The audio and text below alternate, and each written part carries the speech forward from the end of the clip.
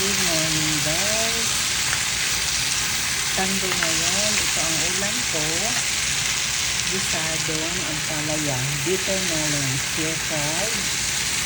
Guess what ang sahog ko? Wala na akong fresh egg. So ito ang sahog ko. Itlog maalat. Something new. Itlog maalat guys. Okay. Konting soy sauce lang. Itong favorite ko. Yan. And of course, ito rin. Oyster sauce. Kasi na rin, kalasa lang.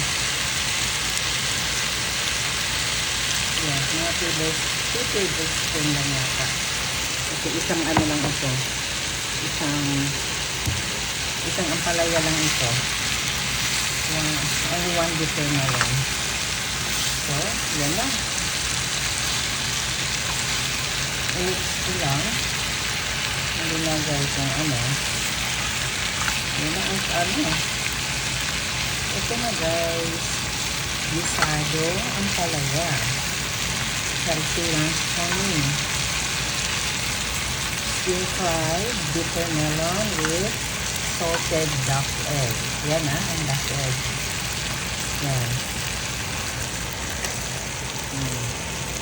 Yan ang shell ng duck egg. Yan. Alright. Tama na yan. Kasi ayaw ko na overcook. Masarap kung fast cook. Kasi na maano mo ang nutrients. Okay guys.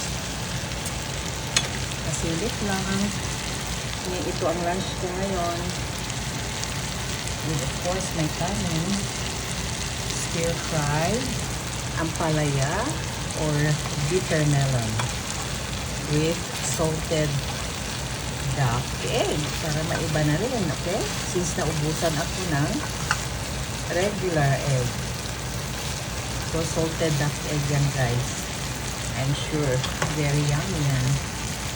Okay, salamat sa silip. At sino pang sisilip? Kusina ni Dessa dito sa bagong client ko. Yan.